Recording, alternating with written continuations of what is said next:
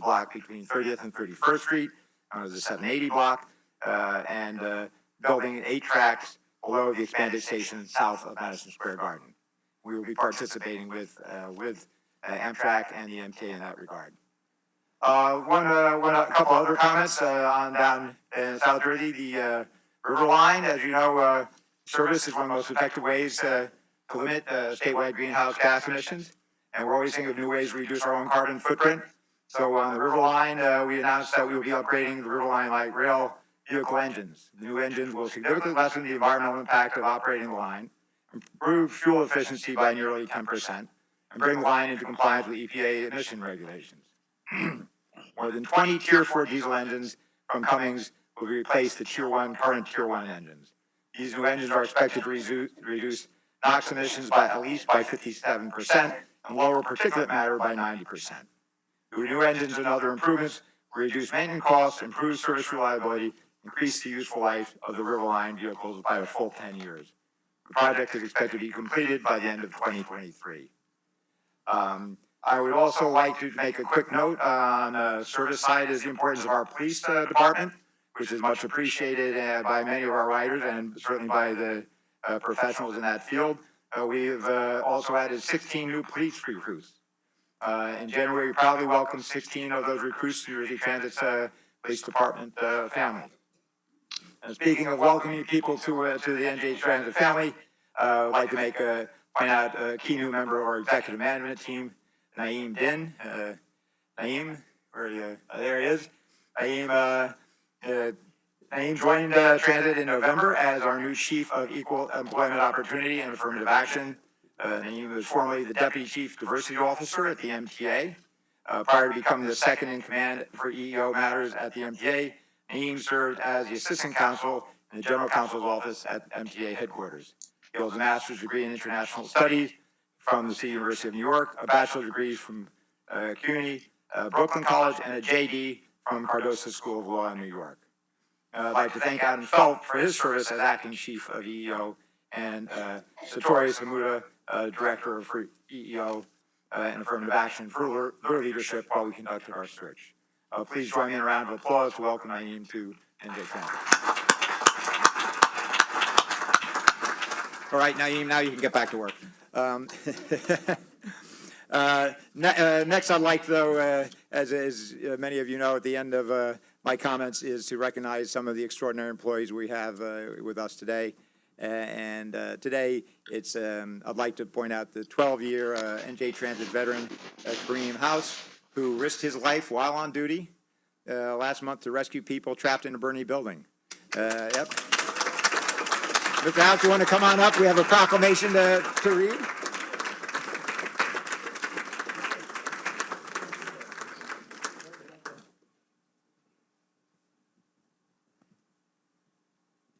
Thanks.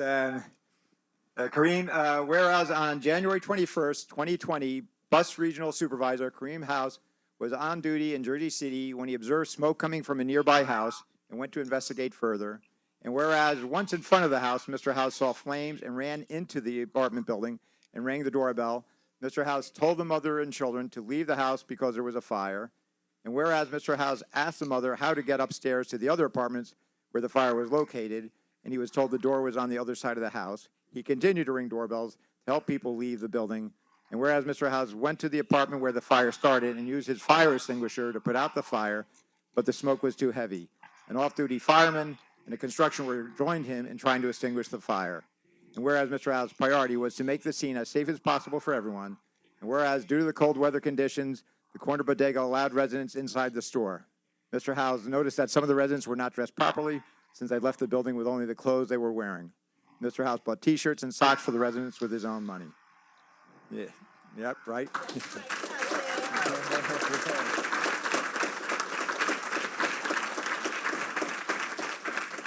Yeah, you wish that got more coverage, right? Those kind of things for New Jersey Transit employees. But now, therefore, be it resolved, we, the Board of Directors of New Jersey Transit Corporation, President, CEO, and employees, do hereby recognize Kareem House for his bravery, heroic efforts, and generosity. Kareem? I invite the board members to come up for a photo. Board members, please. members please come to the front of the room?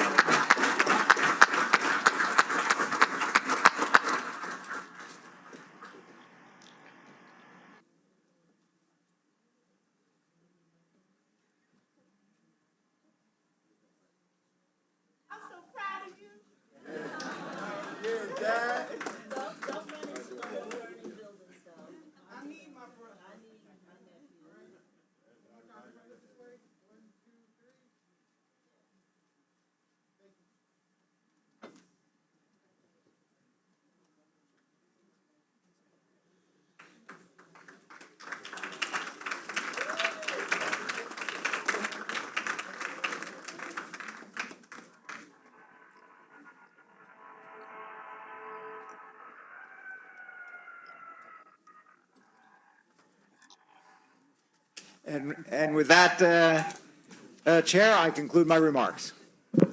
Thank you very much, Kevin. We're going to take a slight departure, and I hope everyone will be patient with us.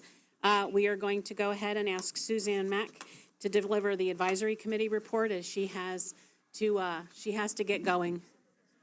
Yes, she does, so we need to get her in and out. Yes, Chairman Gutierrez. Thank you, Commissioner and board members. It's very kind of you. I had a little slip and fall accident and broke my arm and have just recently had surgery. So I really appreciate the fact that you would be able to take me at the beginning of the meeting rather than the end. Although I have to tell you that as chair of the North Jersey Advisory Group, we really enjoy very much listening to everybody who comes to speak, because it's really part of our mission to hear everybody that speaks. But I really came tonight as a sign of respect to all of you. I am so excited that after the governor's intention to reform New Jersey Transit, the first steps were the audit. Now we're working on the strategic plan, and we finally have almost a full complement of board members to help you and the members who have been working so hard without a full board. So it's been, it really, I came tonight. The advisory board's two, North and South, so I'm representing myself as from North, but Anna Marie Ganella from the South.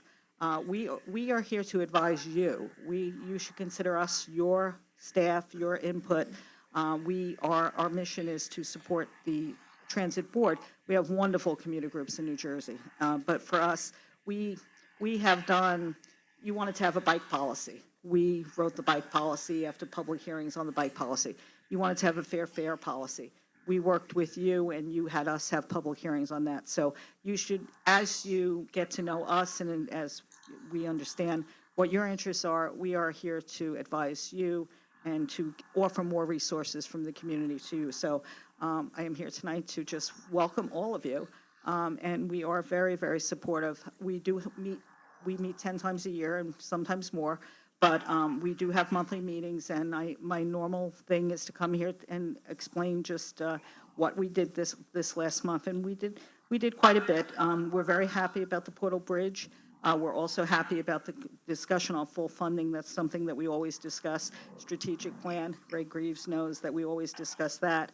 But I'm also here and very thankful that Senator Weinberg is here and Senator Gordon now. I mean, while you weren't here, before you were all here, the last 4 years before this administration came in, you two were the people who were trying to get New Jersey Transit back on track. And it's very, very pleasant for me to see what can happen in the future here. But in the meantime, Kevin has been doing more than his yeoman's job. This month, we talked about Delco, and for us who were here during Sandy, we know how important it is for us to have some place we can actually put the trains if we ever have a weather event again.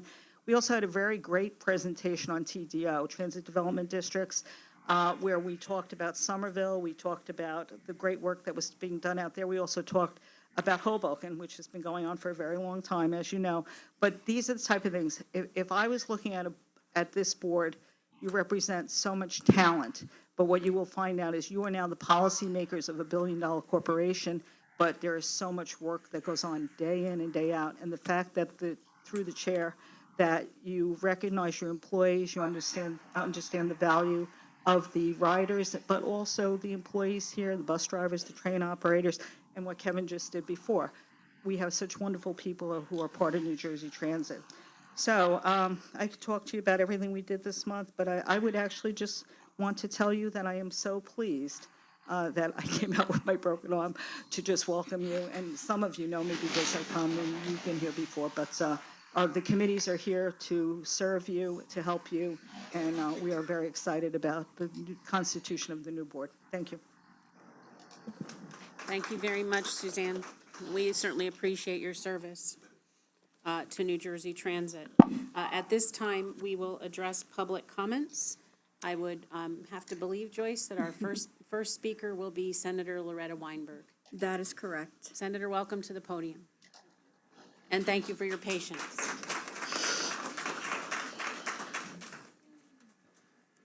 Thank you very much, and good evening, everybody. And thank you to the representatives of the New Jersey Transit Justice for Mr. Rowley. A, and thank you to the kind gentleman who, when there was a full house here from your group, who got up and gave me a seat. So with that, the member of your Northern Advisory Board kind of took a little of my thunder by welcoming an almost full board to New Jersey Transit. 3 more to go, 2 in the pipeline. I'm just figuring you have enough chairs up there, and you'll have to kind of we can scooch, slide. scooch together a little more when we have that full board. But this was a long time in coming. It is an important first step. I know that the commissioner appreciates being surrounded by the kind of high-level, talented people. I had the distinct pleasure of meeting and talking to at least 4 of you very recently as you came through the Senate Judiciary Committee, and I'm looking forward to seeing 2 more appointed in the very near future, and knowing that Senator Gordon will have the full emoluments of office here, your very own water pitcher, and you'll be able to vote. Senator Bob Gordon, Commissioner Bob Gordon, I should say, we served together on the Senate Legislative Oversight Committee. So I feel in a way we were the birth parents to seeing this board finally up and in operation. The centerpiece was the creation of a strong and independent board that would come in with transportation knowledge and expertise necessary to make the trains and buses run on time. This meant having a board that would ask the tough questions. So while I congratulate you all, I'm a mom and a grandmom, so I've got to give you some input, whether you want to hear it or not. And it means a board that will stand up publicly for the interests of our hundreds of thousands of commuters. That is the people you are here to represent, not each other, not the corporation, but the hundreds of thousands of people who take public transportation each and every day in New Jersey. I'm pleased to see the beginnings of this board take shape and have been very impressed by those of you who did appear before our Judiciary Committee. I'm glad to see Sangeeta Doshi join Transportation Commissioner Diane Gutierrez-Scassetti in adding some gender balance to what is now a much more diverse and inclusive board. And hopefully very soon that gender balance will be expanded somewhat.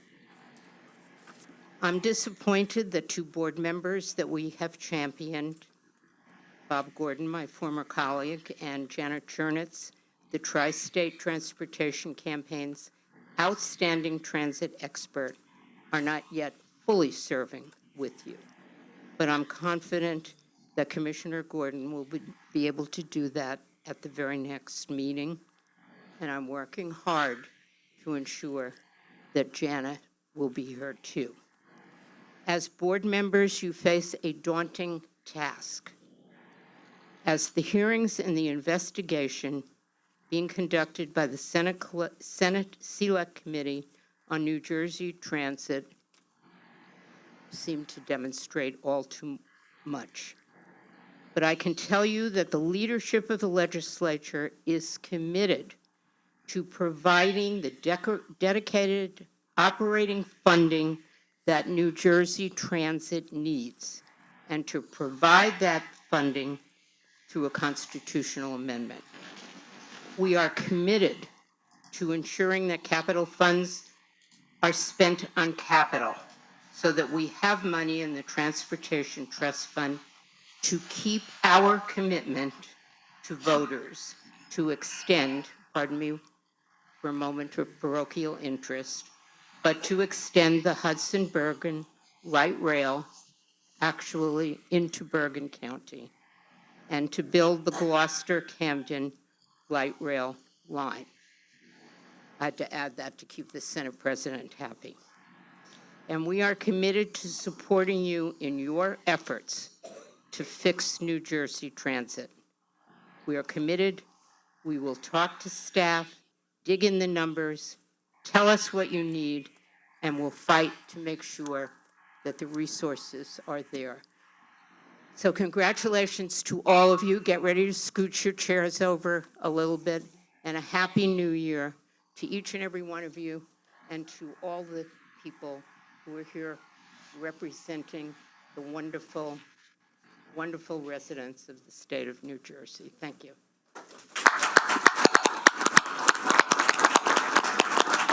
Who's next? Chair Gutierrez Gacchetti, we have 15 additional speakers. Speakers, in order to give everyone an opportunity to be heard, comments will be limited to 5 minutes. If there are several people speaking on the same topic, 2 speakers will have 5 minutes to provide comments, and all other speakers will have 2 minutes to provide comments. The next speaker is Sally Gellert.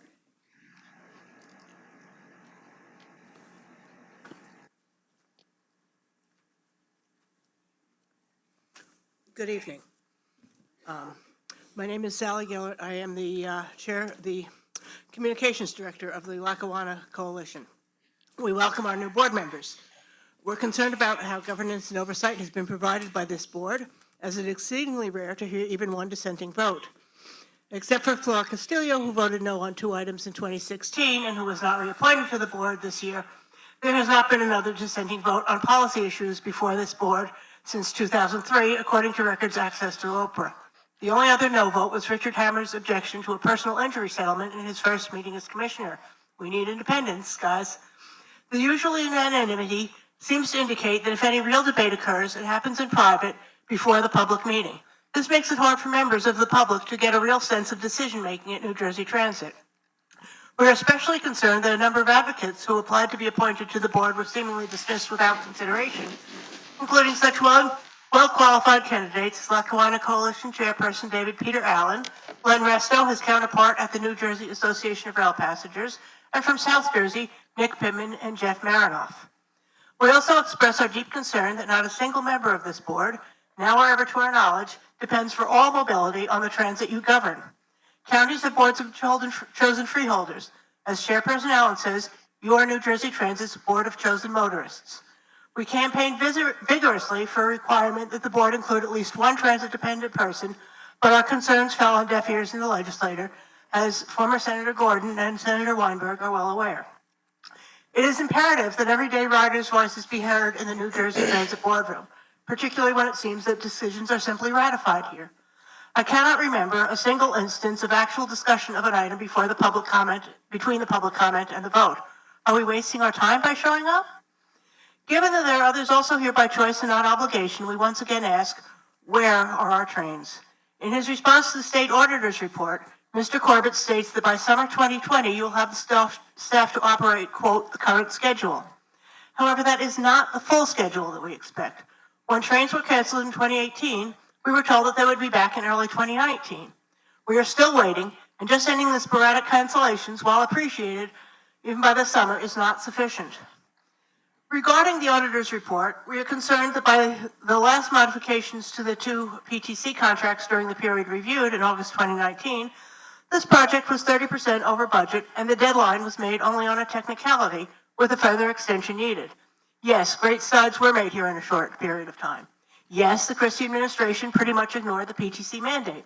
However, the auditor still expresses concern that yet another deadline could be missed. I'm glad for Mr. Corbett's confidence. I hope you're right. We note that the Portal North project received a passing score from the FTA on a key funding test, despite some questionable numbers. We request that the currently missing 21st AM peak hour New York Penn train that was removed in January 2018 perhaps be assigned to the M&E when it returns. This train's temporary discontinuance, quote unquote, allowed New Jersey Transit to cheat its way into qualifying for an $811 million grant. In a recent article in Railway Age, David Peter Allen reported that Tony Kosha, chairperson of Amtrak's board of directors and vice chair of the Gateway Board, has stated that the Hudson tunnels might not last the 9 or 10 years that would be needed to build the still unfunded Gateway project's new tunnels. If Mr. Kosha can't be sure, we certainly cannot. So it may be that the only viable solution is the method used in the Canarsie tunnels. This may be the only alternative we have left, and we reiterate our request that this method be evaluated before an expensive construction project is begun.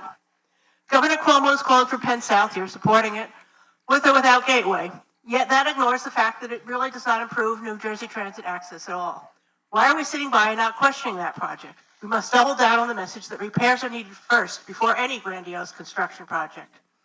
We are pleased to announce that the Lackawanna Coalition's cooperation with RUN, the Rail Users Network, railusers.net, the New Jersey Transportation Planning Association, and New Jersey Transit to bring RUN's national conference to Newark on May 15th, specifically to the NJTPA building. We'll have more information on that next month. Thank you. Welcome all. Thank you. The next speaker is Bruce Bergen. Who's Bruce Bergen?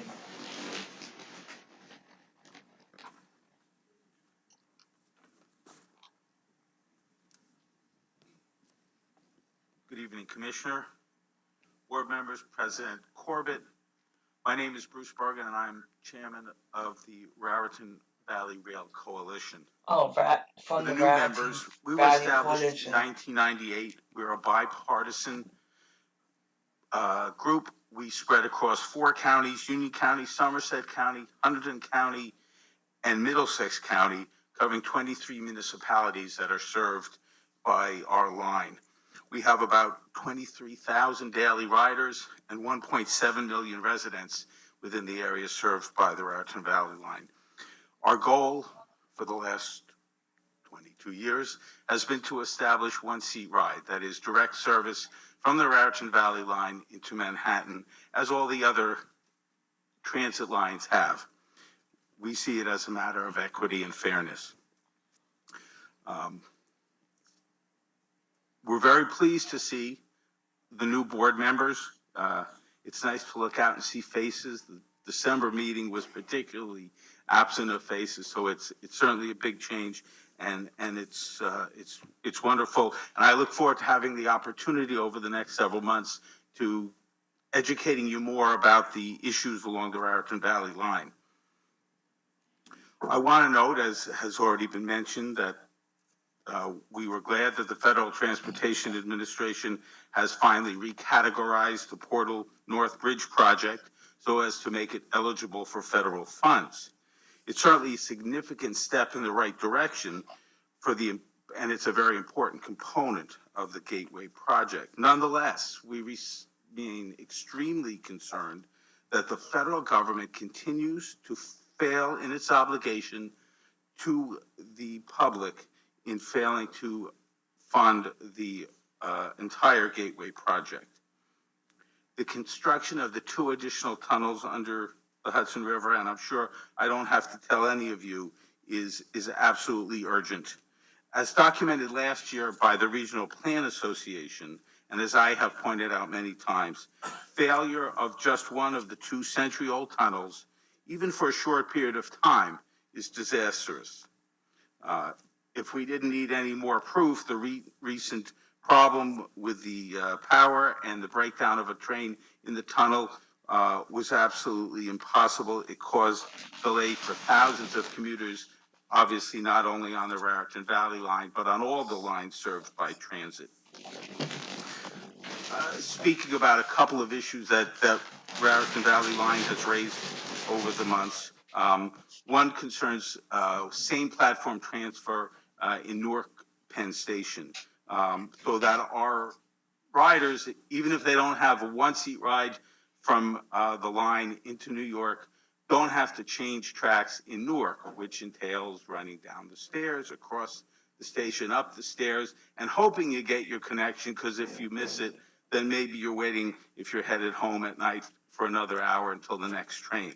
I would like to renew my request for some statistics on how many trains within a month, a week, however it's easy to do the statistics, actually have one seat, have the same platform transfer, so we can at least see how many of our riders are having that advantage, and maybe a way to improve on that. Finally, our ultimate goal, trying to expand the one-seat ride. I was wondering if there's any update on the status of the study that's mandated by S 3574, which was signed into law by Governor Murphy on January 13th. For those of you unfamiliar with the bill, that requires that this organization complete a feasibility study within 6 months concerning how to institute rush hour one-seat ride service along the Raritan Valley line. We very much look forward to that report, which presumably will provide us with a roadmap, if you will, to ultimately get our goal of one-seat ride. Thank you very much. I look forward to speaking to you in the coming months. Thank you. The next speaker is Norm Suteria.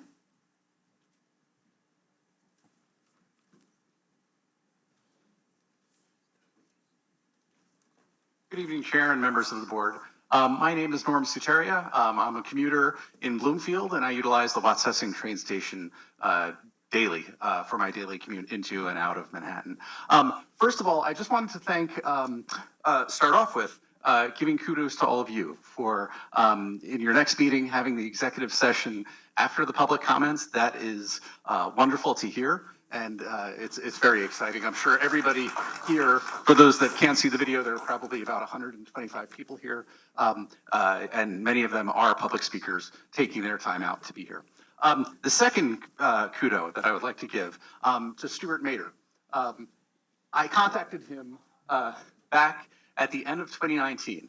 This is going to sound really pedestrian, but Watsessing didn't have bike racks. We still don't have bike racks, but they're slated to be installed in the spring. And that is very, very exciting to have an email and then The time is 8:23. December, and then to have the commitment from the operations side, plan out and map out bike racks. Small, little tiny detail, but it's very, very helpful for those of us who want an integrated end-to-end last mile transportation.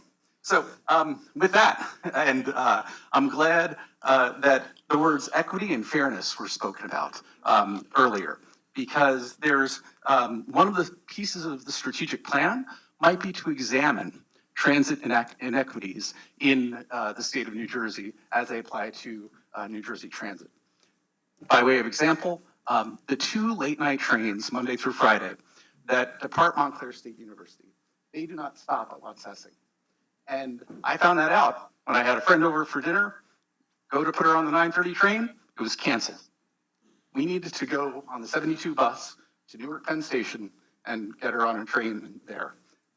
It was minor in the whole scope of things, but it's something where those late night trains stop at every 80% of stops in Montclair and only 50% of the stops in Bloomfield. So just a little gap, you know, we dealt with it, but it's something that would be very, very important to address.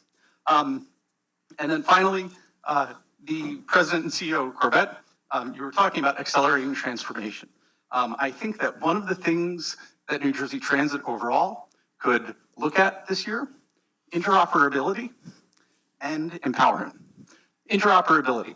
When a train line goes down, how many of you in the audience, by a show of hands, have experienced a canceled train? Okay. How many of you have bus lines that run near those canceled trains? Okay, some. But essentially, when a train line goes down, there's a layer of transportation in terms of the buses that run nearby. What's the communication between the train side, train operations, and bus operations? So, getting back to that example, that Friday night example, the train was canceled. We walk to the 72 bus. The 72 bus, he charges us full fare, despite, the train being canceled, and there was no communication between train and bus. So if you could start to work on processes that would help bridge that gap, that would be very, very helpful, and appreciated overall.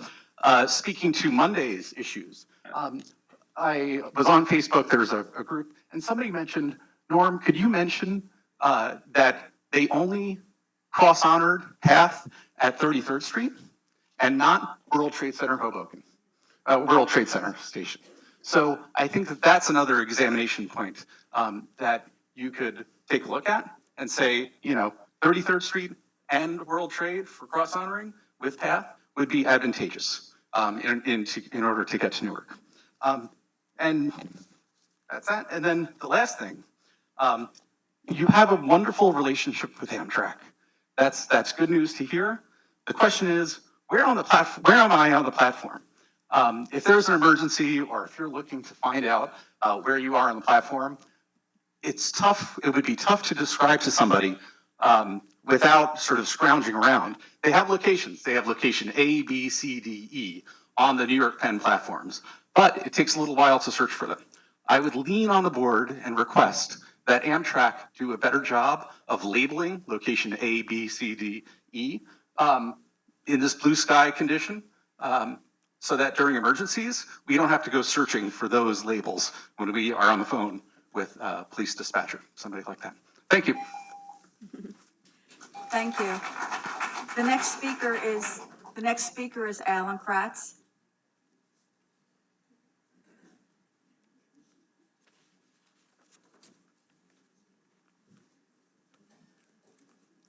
Good evening, board members. Thank you for the opportunity to speak tonight.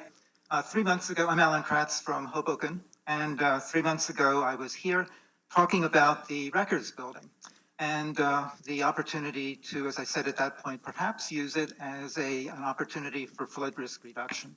I say that because I am, after leaving the real estate department here and working here 15 years, I began a business helping communities find funding for flood risk reduction infrastructure.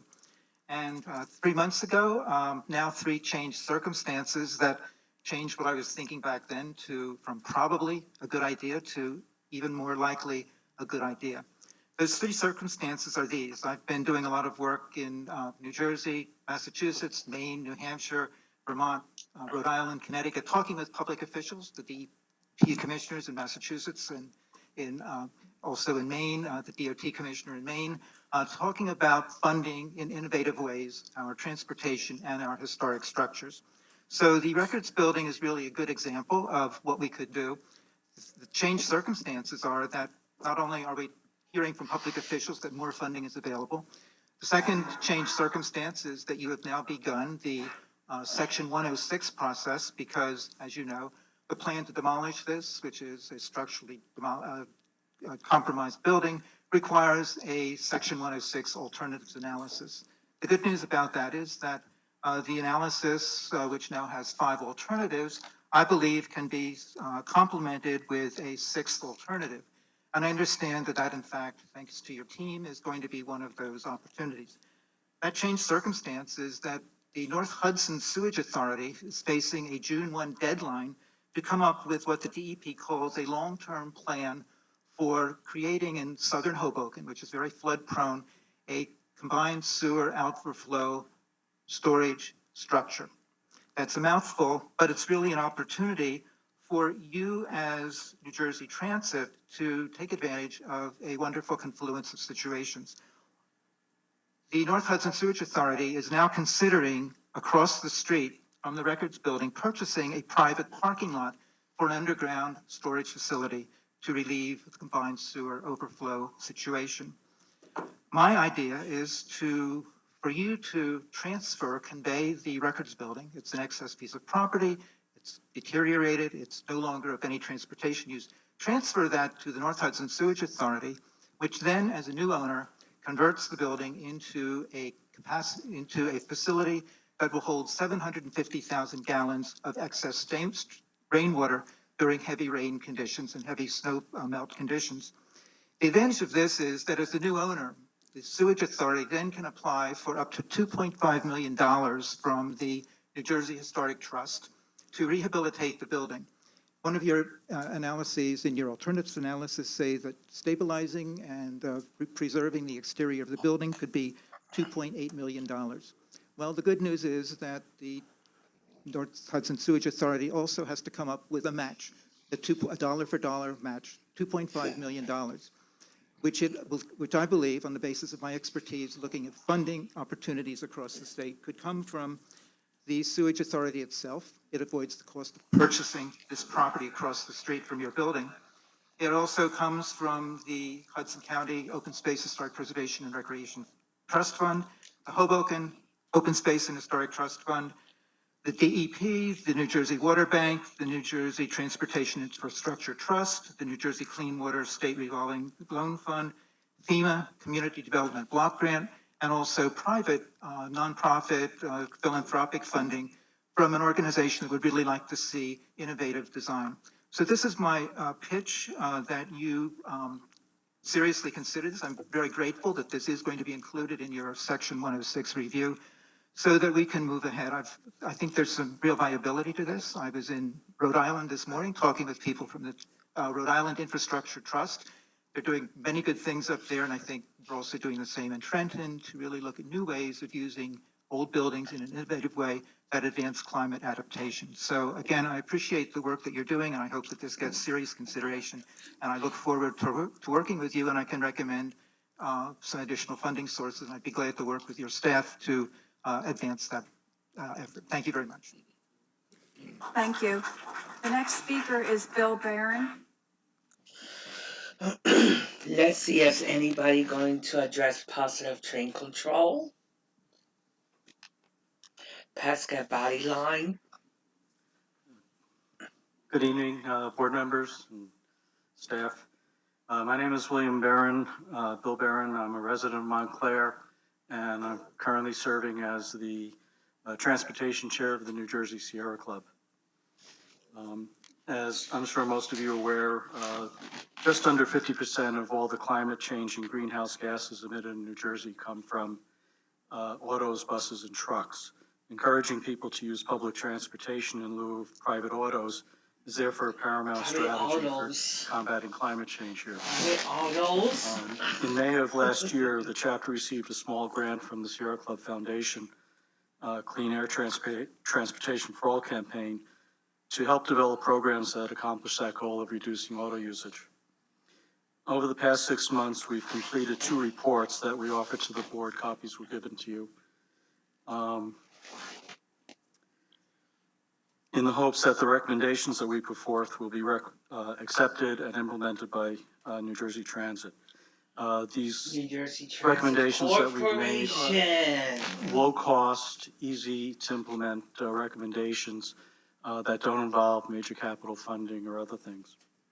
The reports were prepared by 2 interns who currently attend the Blaustein School of Planning and Public Policy at Rutgers University. The first report that will be discussed in more detail by the next speaker, Matt Bewley, details how providing and promoting frequent bus service, defined as a minimum of 15-minute headways or less, or maximum 15-minute headways or less, has proved to successfully increase bus ridership in pure metropolitan areas across the country.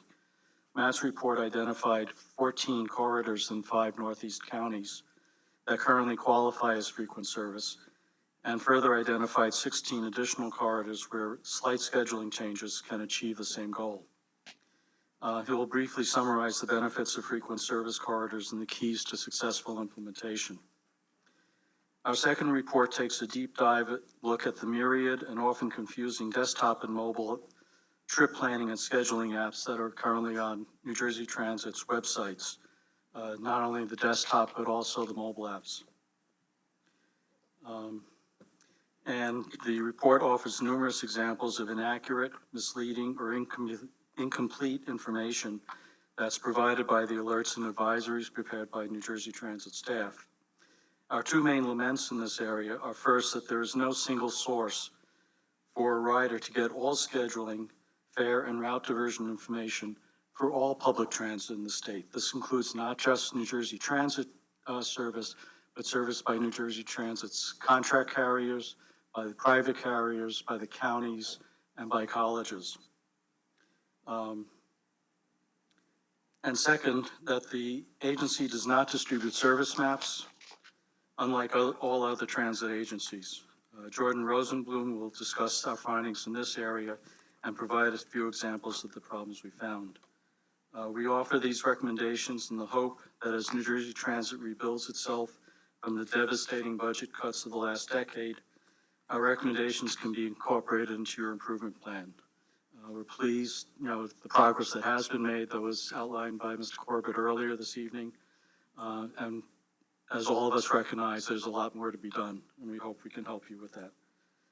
As I said in the beginning, we believe these are low-cost initiatives that can easily be adopted by New Jersey Transit and help us all achieve our goal of increasing bus ridership at the expense of private autos. Thank you. Thank you. The next speaker is Matthew Bewley.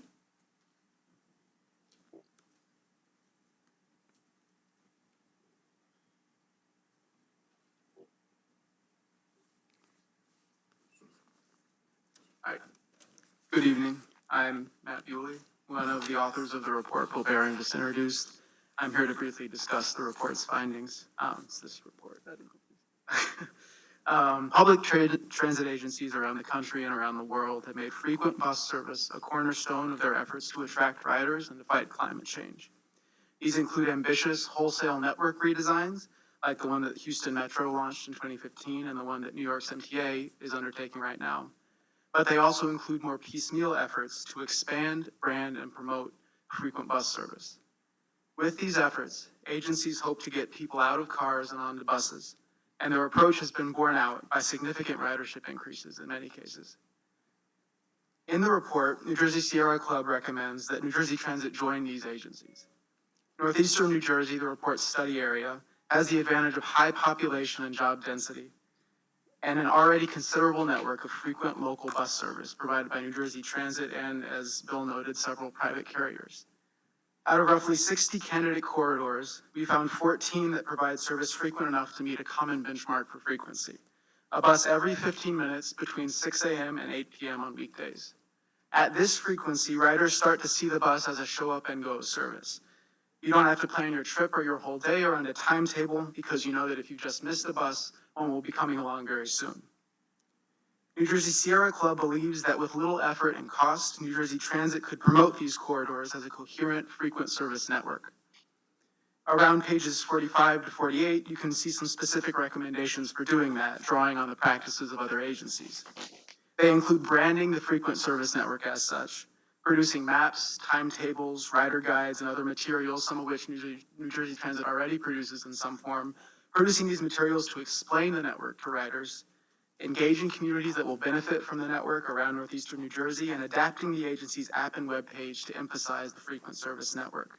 Some more detailed recommendations about the app and web page are discussed in a report that Jordan Rosenblum will be discussing just after me. In short, telling riders that the network exists and showing them where it can take them will be key to its success. More ambitiously, New Jersey Transit could easily expand the reach of frequent service with coordinated timetables and targeted service increases. We identified 16 corridors as good candidates for addition to the existing frequent service network. This would not only broaden the network where it exists in Hudson, Essex, and Union counties, but would also bring frequent weekday bus service to Bergen and Passaic counties. And in every county, this potential network would benefit environmental justice communities with high poverty rates and low household car ownership rates. The 74 and the 190, for example, already provide 10 to 20 minute service between Passaic and Patterson during the day. By coordinating the schedules of these routes, I lost my place, 15-minute service could be easily achieved. Rapidly growing parts of Hudson County would also be added to the network. Along JFK Boulevard between Bayonne and Jersey City, the 119 could fill midday gaps in the 10's already quite frequent service to provide truly all-day frequent bus service. And the story is similar for the 14 other potentially frequent corridors that we identified in Newark, Elizabeth, Montclair, Hoboken, Fort Lee, and many places in between. In addition, to make sure that what's promoted as frequent service actually feels that way to riders, New Jersey Sierra Club makes several operational recommendations. These start on page 53. For example, bus priority lanes can be implemented quickly and at low cost, as Boston's MBTA has shown with its pop-up bus lanes. Other measures like traffic signal priority, off-board fare payment, and all-door boarding would all help buses run faster, making the network more efficient for operators and more convenient. That's a New York thing. Finally, New Jersey Sierra Club recommends expanding study of New Jersey's bus network to other parts of the state and to other times of the day and week. To be truly comprehensive, frequent bus service should be as accessible in Camden and New Brunswick as it is in Elizabeth and Jersey City. And because people don't stop living and working at night and on the weekends, frequent bus service shouldn't either. Moreover, the corridors in the report are highlighted as the simplest and most cost-effective options for expanding frequent service in the study area. A more comprehensive study, like the ones the MTA and SEPTA have started as part of their network redesigns, might find many other good candidates that would take some more effort to implement. New Jersey Transit already moves thousands of people around northeastern New Jersey every day. By joining its national and regional peers and implementing a frequent bus network, it could move thousands more. Thank you very much for your time. Thank you. The next speaker is Jordan Rosenblum.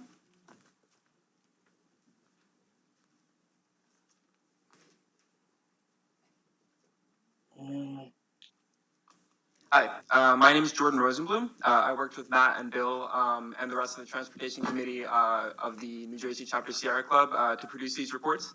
As part of the grant project, we conducted an audit of New Jersey Transit's desktop website and mobile application. One of the key elements of success for a public transit system is its accessibility features across its services, both physical and digital, so that riders of all backgrounds and experience can make use of the network with ease.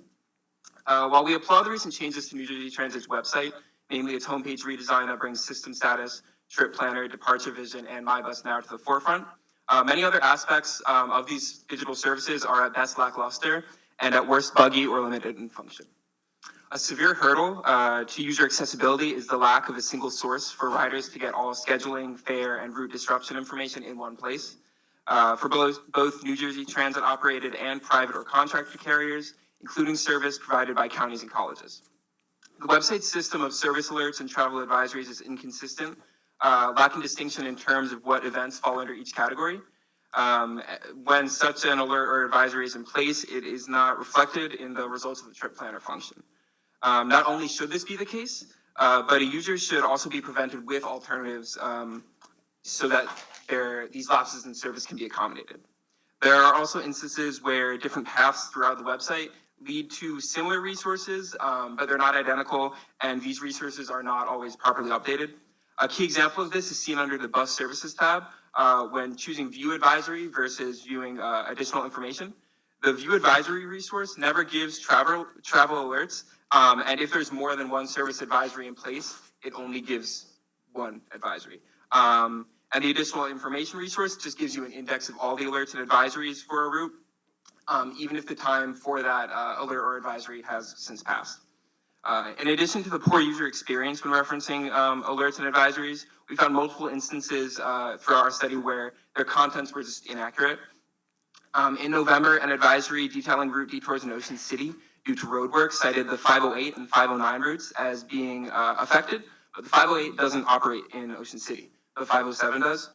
That same advisory also lists Evert Avenue as one of the roads being repaired. Evert Avenue does not exist. In December, a travel alert detailed delays to bus route 66 due to an accident, but that alert lacks the direction of travel affected and the trip branch identifier. These errors and oversights significantly impact the credibility and reliability of New Jersey Transit service alerts and advisories. In terms of content, we believe that New Jersey Transit should provide a wider range of digital map data when it comes to its public transportation carriers, regardless of mode or operator. While the bus system depends on both New Jersey Transit operated and privately operated carriers, the latter is not incorporated into trip planner results. As a statewide transportation agency, New Jersey Transit has a responsibility to provide this information. While most other transportation agencies in the country provide maps of their bus and rail systems, New Jersey Transits are not readily available and are not user-friendly, despite it being the largest statewide agency, transportation agency in the nation. Lastly, the user experience when it comes to cross-platform functions between desktop and mobile leaves much to be desired. Many riders may start mapping their trip from their desktop in the morning or their laptop, utilizing New Jersey Transit's website. But throughout the day, they might move to their smartphone as they begin their trip. With this in mind, it's critical that the functions and the experiences found on both the website and mobile application are replicable and familiar in terms of the functions that they provide and the results. For example, the icon for departure vision on the website is a train, clearly representing itself as a resource for rail-related trips. On the app, it's presented as a clock, and it's not immediately clear what service that may provide. Not only is this app icon insufficient in terms of design language and philosophy, when compared to its desktop counterpart, it's needlessly inconsistent and can cause confusion. Other instances of this lack of icon continuity can be found, and we believe that by establishing a clear and consistent design language across web and mobile resources, the user experience can improve to such a point where riders feel comfortable relying on both versions of New Jersey Transit's digital tools without confusions or worries of inaccuracies. Thank you for your time tonight. We truly believe that by building a frequent service bus network and addressing many of the user experience concerns, New Jersey Transit will play a big role in reducing vehicle miles traveled in the state, and the Sierra Club is ready to help implement these recommendations. Thank you. Thank you. The next speaker is Tim Sevener. Tim Sevener.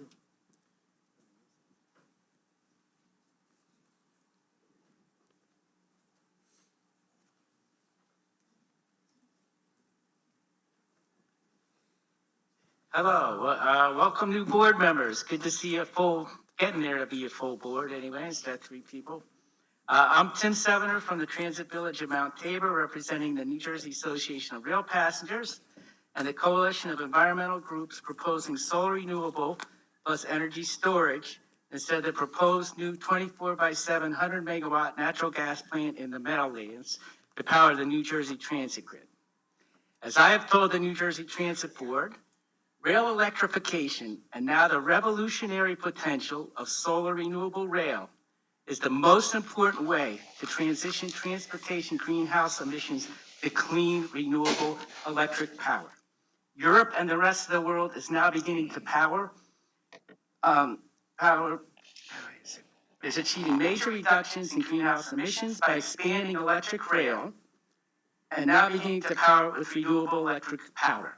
The Dutch achieved 100% renewable electric rail in 2018. Austria now has 100% renewably powered electric rail.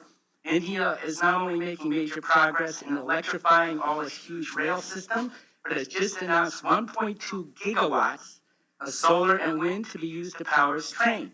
Germany, just in the last week or so, announced a 42 megawatt solar farm to provide rail traction power in eastern Germany. By spending public money on expanding public transit instead of subsidizing private electric cars, Denmark has achieved a 42% reduction in CO2 emissions. We need to do the same in New Jersey. Invest public money in green public transit. We would really like to thank New Jersey Transit for meeting with us again January 28th about the potential to power the NJT Transit grid with solar, wind, plus energy storage instead of fracked natural gas. In that meeting, New Jersey Transit admitted that our argument for the feasibility of solar renewable electricity was leading them to allow alternative renewable energy bids to the 2014, long ago in solar technology terms, proposal for a 100 megawatt natural gas plant with only 4 megawatts of solar. That assessment was based on our analysis of the following solar acreage potential, which I've given you all. First off, 115 acres of the Copper's Coke, 100 megawatt natural gas plant can provide 40 megawatts of solar plus energy storage. Second, we have identified 137 acres of potential solar acreage capable of producing 40 megawatts from potential solar acreage on the Morris Line from Hoboken to Maplewood, the proposed scope of the New Jersey Transit Grid. Third, we have identified 189 acres of potential solar acreage capable of producing 75 megawatts in the northeast corridor from New York Penn to the Jersey Avenue Rail Yard. Note this is all, so this already totals 155 megawatts versus 100 megawatts for the natural gas plant only in New Jersey Railroad properties. This does not include potential solar panels on catenaries, above the tracks, or on transit-oriented development. There's also potential, which is possible, for major tidal power estimated at 145 megawatts by a just released engineering study. Now that is preliminary, but it shows what's possible if we look for it. We are glad that NJ Transit's engineering staff has finally begun taking seriously our proposal for solar renewable power for the NJ Transit Grid. And we look forward to working with them to help come up with a solar renewable solution, perhaps supplemented by minimal on-demand natural gas as an ultimate backup. But we have to ask the question, if we can power the NJ Transit Grid with 75% or more renewable energy, why would we waste $546 million on a 24/7 dirty fracked gas power plant? Who is going to buy this electricity as even BlackRock has announced an end to support for fossil fuels? More and more companies, myself, probably many of you, are buying only green energy. This will be a colossal waste of money, while solar renewable rail around the world is the future. Thank you. And we would be the first, the president of this, we could be the first in the USA with solar rail. The rest of the world is doing it. But we could be, New Jersey has always been a technological leader. We can use this money to be the first to do solar rail in the United States. Thank you. Thank you. The next speaker is Joseph Clift.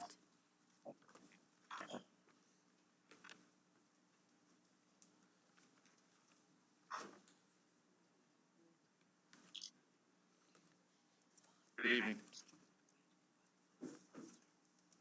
I want to welcome the new board members. It was pretty lonely for a while up there. This big arc and just a few folks, huge improvement. Let me just say, my name is Joe Clift. I've been coming here for 16 years. I'm a past head of planning at the Long Island Railroad. I'm across the Hudson Ocean. I live in Manhattan. But you all are really welcome. And I want to say to you, think about the idea, think about your job as board members of not being able to be reappointed. Think of yourselves as a one-term board member. You don't have a chance to get reappointed, you don't owe anybody anything, and then hopefully you can do what's needed, which is to search out the facts, But why get rid is of he the fiction. saying? There are a lot of problems in this organization, and if you're thinking about staying on board, that's the first problem. So let me just say, it's really important to think of yourselves as independent. If you do that, I think you can be a major improvement. I want to talk about a few things. Mr. G's people are here tonight. Maybe the new board members can help everybody else solve that problem. It's really embarrassing for me every month to come here and see all the people here. There's got to be a way to solve this without breaking the rules, and I hope that can happen. Locomotive engineers, we still don't have dates certain for any trains to come back. The first thing you do as management, you set a goal based on what you think can happen, you publish that, and then you work like heck to get there. Without a goal, who knows what can happen? The only train I know of, in terms of when it's coming back, there's a missing train that was referred to earlier, the 21st train to peak hour out of New Brunswick, 31:22 in the morning, was canceled in early January 2018 because of work at Penn Station and positive train control. Now you have no engineers. And Negative COVID, control. in a letter to the editor of the Daily News, said it'll be back by 2026. That's 6 years from now. That was in the discussion about how Portal Bridge either does or doesn't make the grade at New Jersey Transit. But we need transparency on PTC. We need transparency on the locomotive engineers, monthly reports. Look at what the MTA does with PTC. They're all over it. Thank you for mentioning the Metropolitan Transportation Kind Authority. of a copy, hopefully, of my handout. You have a piece there. This is a children's book that was published in France, written in English, and they talk about, of all things, cable racking. I copied the little corner here, but you'll see there are cables being put up on the wall. There are no bench walls. The current plan for the Hudson tunnels to repair them is to wait 10 years until you build new tunnels and then fix the old tunnels. Cable racking has been used in the Canarsie tunnels for great success. This should be done. The MTA is asking Amtrak to look at this in the East River tunnels. New Jersey Transit should be pressing Amtrak to do this in the Hudson tunnels. The damage you had on Monday and today from delayed trains is infrastructure. You don't need new tunnels to fix that. You need to get this fixed. Weekends, evenings, it'll work. So I commend you this report. In fact, Governor Cuomo has talked about it. Andrew Cuomo. So that's the first page of my handout. You can see right here the cable racking. Second page of my handout is a rather firm statement from the editorial board of the Daily News. The Portal Bridge should not have gotten a pass from the feds. That's because New Jersey Transit has been filing false information for the last 4 years. They used to file information that said we're still using 2015 data, even though trains were changing. They got caught at that. So when they resubmitted this October, they submitted one less train than actually exists. And on the second page of the handout, you see here, see the red lines? 2 of those are trains that were converted from single level to multi-level. In 2017, one was put back to single level, but with that, if you go on to the back of the page, you'll see right here, it says NA, the project, if they had submitted correct information in 2018, 2017 data, instead of 2015 data, they would have flunked. They would have been pushed out of the program. The fact is that Portal Bridge does not increase capacity. It's a 2-track bridge replacing a 2-track bridge. The capacity gain comes from buying new equipment. It will be delivered, the last of it, 2023. All the arrows will be gone. So I urge you to get into this. You board members are independent, and I hope you make great success. Thank you. Thank you. The next speaker is Steve Thorpe.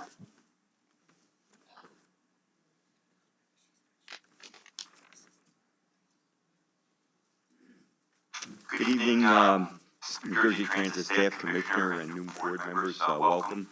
It's nice to see new faces up there. I had the luck of, I didn't think it was luck at the time, but I had the luck of being drafted into the U.S. military during the Vietnam War. And one of the things that we said over and over in basic training and fighting in the military was the true test is written in steel and blood. So while I congratulate the new board members, my measure of all of the board members is going to be how independent you are. In other words, in the past, and Sally alluded to it earlier, that most of you voted in the past, the board has voted in lockstep with each other. There have been very, very, very few dissenting votes, very few questions asked. It was pretty much a rubber stamp operation. The success or failure of you folks will be measured by me, and I don't know by how many other people, by how independent you are, by how you gauge things. And that will be what I want. The other thing is to see the new board member from rail, because I'm a rail person, and I really enjoy that aspect of it. As I'm glad to see you here, but I don't think you have a vote. And as well as Mr. Greaves either, I don't believe they have a vote. Everybody sitting in one of those seats should be able to vote. That's the way I view it. Whether you're representing a union or whether you're representing anything, you have a voice. Mr. Rasmussen, Mr. Greaves see things, and there are people hear things that the average person isn't privy to. They have a lot more insight than a lot of you will have, and yet they don't have a vote. So that's disturbing to me. All right, on to the meat and potatoes. New police recruits. Chief Trissillo, congratulations. I was going to get up there and say, we need more, because the police department has been extremely helpful to me and my wife. We're elderly people, and we greatly value what this police department does for the riders. A lot of it goes on behind the scenes that the riders don't see. but I've been a direct beneficiary of many of the good things that those folks have done. And I'm very happy to see you got 16. I'd like to see you get 32. You know, we can only keep hoping. The other thing is, I have a question about agenda item that you're going to be voting on tonight. It's item number 2002-04, about the purchase procurement of main inductors for the RO3 cars. We're just talking about the RO3 cars are going to be obsolete in a couple of years. Here we're spending $3 million on them. The old mechanical line is don't throw good money after bad. If my old car's falling apart, it's better for me to buy a new car. And PTC has also been put into those. My other gripe is that PTC is virtually a money pit, and money just keeps going there. I'd say Parsons came here in December. I think you should be here at every meeting. Thank and you. Folks need to hold their feet to the fire and make them perform. There are supposedly benchmarks and penalties for non-performance, and Parsons has failed those. Where is the money coming back to New Jersey Transit to recoup those failures that were built into that contract? I know it's not a lot of money, but it's not chump change. It's $9 million or something to my knowledge. Look at that, $9 million. Mr. Bergen left, but the Raritan Valley line is a pet of mine. I used to ride it as a kid when it was in Jersey City Terminal. The Raritan Valley line needs to expand service on weekends to Highbridge. Once you get engineers and you get a sufficient train crews, plans were made before 2008, before the big mass train offs, to put trains on the weekend, every couple of trains to Highbridge. You also used to run every other train to Hoboken back in those days. They didn't terminate Newark Penn Station, they actually went to Hoboken, which gave people other options. The other thing is Montclair Booton. On the weekend, you got a train every 2 hours from Bay Street, which is terrible. Bay Street is not MSU. Take the trains out to MSU. When you get bodies, I'm going to be looking to see something done about that. You know, I know the engineer shortage is a good excuse, and it's not your fault. I'm not blaming you for it, and I think you're doing a yeoman job of trying to get it back. But please, let's start thinking of bringing some of this back. Same thing, Gladstone trains on weekends, buses. It's been buses on the Gladstone line for about a year or two. We want those trains back. That's what we want. Mr. G, also want to see Mr. G get a settlement. We've got new board members here, fresh eyes on everything. This man has been waiting for a long time. Please do something for him. Thank you. Thank you. The next speaker is Raphael Wakefield.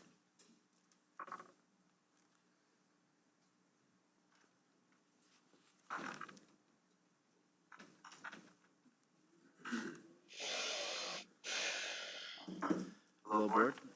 I'm Raphael Wakefield. I live in Jersey City. I have some really great speakers tonight. Last time I was here, the board was a lot smaller. I think it was November. But I do find some of the things the speakers earlier were talking about familiar because there were some of the things I was mentioning then. Specifically, the concerns that Blaustein School researchers had, the lack of attention to details in New Jersey Transit trains, the useless internal electronic displays in trains displaying the words NJ Transit at all times instead of direction or next stop or anything like that, the lack of bus maps, the excessive number of urban bus stops, etc. And I agree with Sally Gellert, the Lackawanna Coalition, the failure to fix these things has something to do with the fact that nobody on the board relies on the company. I also want to expand a bit on her objection to the Gateway Project. The first priority of this agency should be mobility, not badgering the president or building a memorial to a deceased New York senator. One way to improve mobility would be planning through running trains to New York stations on a regular basis, not just football game days. It is out of the scope of this agency, I grant you, but it doesn't make much sense to me that the Port Authority currently has a monopoly on the express bus lane in the Lincoln Tunnel, which is infrequently used, and yet this company is totally dependent on for almost all of its many of its New York runs. And yet, the plan for Gateway would involve the Port Authority yet again. They're not a good actor. It's not. The point is to move more buses. Is that the Gateway Tunnel doesn't involve the Port Authority? Hello! I just feel like that has not been part of the political discussion. Another thing to consider is the necessity of electrifying more trains. I filed an open request regarding the mean distance between failure for electric versus diesel trains because this information is not publicly displayed on the website. I am, however, pleased to report your OPRA staff's prompt response. Responding promptly.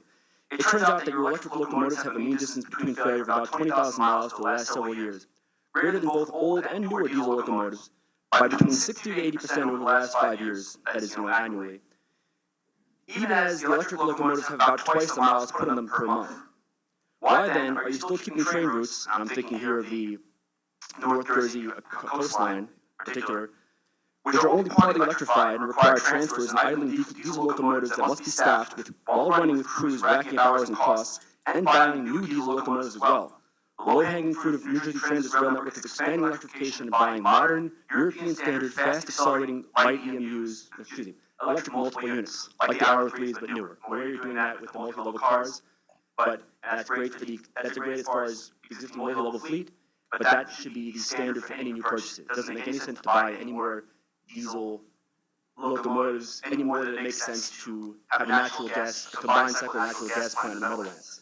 Both amount to the same thing. It's not sustainable. It will have to be scrapped in the foreseeable future. It's a bad investment with sunk costs that will have to be written off.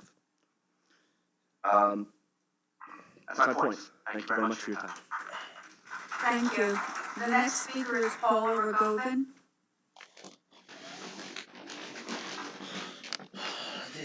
This meeting is getting either interesting. I'm Paula Rogovin from the Coalition to Ban Unsafe Oil Trains and the Don't Gas Meadowlands Coalition. It's Valentine's Week.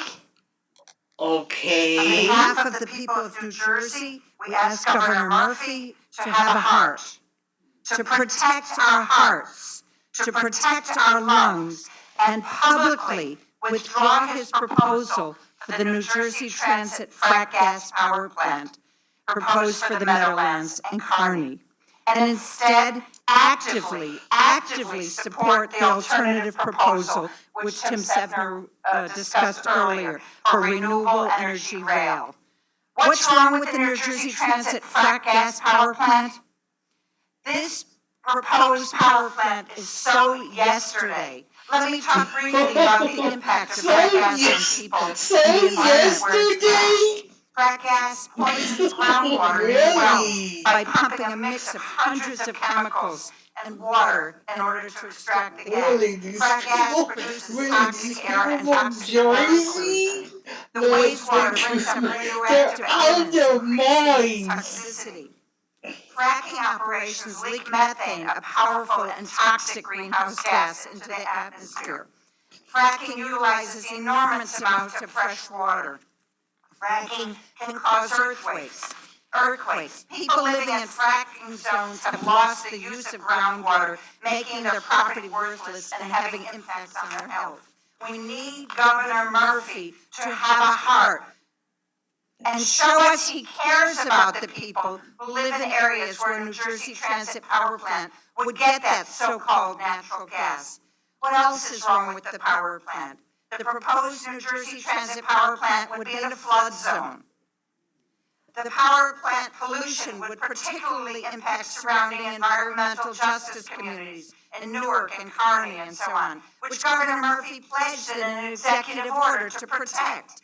The power plant would be right next to the CXX trains, which carry volatile back and crude oil, tar sands oil, ethanol, and one similar train derailed and exploded in Saskatchewan just last December. These trains explode near a power plant that has fuel and sparks and so on. It puts us in great danger. What pollutants would come from the power plant? Heavy metals such as lead and mercury from the pipes. Smog, ground level ozone would be produced at very high levels, causing people with lung and asthma and other lung problems to be in serious condition. It's very dangerous, since this area already has an F rating by the American Lung Association for ground level ozone. So adding any kind of pollution, ozone pollution, would cause death. I've been at the meetings, fortunately, with New Jersey Transit officials where we've been discussing our alternative proposal for solar and renewable energy rail with battery storage. The last meeting we had in January was particularly exciting as New Jersey transit officials seem to be taking this alternative proposal seriously. However, students and many other activists who oppose the power plant need the assurance from you, board members, and from Governor Murphy that the proposal for the fossil fuel New Jersey Transit Power Plant will be withdrawn, and that you will actively support the use of $409 million from the Sandy Resilience Grant for renewable energy rail. Using renewable energy sources, solar, wind, water, along with battery storage for rail is clean, less expensive, and good for our hearts and our lungs. And it will be good for jobs, too. On this Valentine's Week, we call on you and we call on the governor to protect our hearts, help us breathe clean air. We need transit, New Jersey Transit, to go renewable and to do this and serve as an example for the whole country. And I brought these, which I'm going to pass out to you. I'm a former school teacher. And I'm giving it to you so that you will keep this in your mind. We don't want to delay. We want clean air. Okay, good. A positive resolution for Mr. Grady. I hope with all my heart, with all my soul. Let's see. Thank you. The next speaker is Christian Hartman.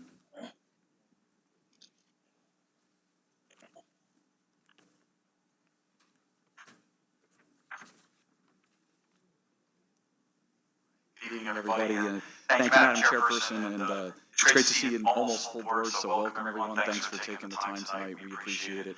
My name is Christian Hartman. I'm the Vice President of the New Jersey Alliance for Action. For the record, the Alliance's nonpartisan mission is to improve New Jersey's economy through the promotion of capital construction and responsible infrastructure investment. We include thousands of members of New Jersey's corporate, private, professional, labor, academic, and government sectors. For over 40 years, the Alliance has focused exclusively on promoting responsible infrastructure investment in New Jersey and the region, and that includes transportation, transit, water and wastewater, sand on the beaches, and clean energy.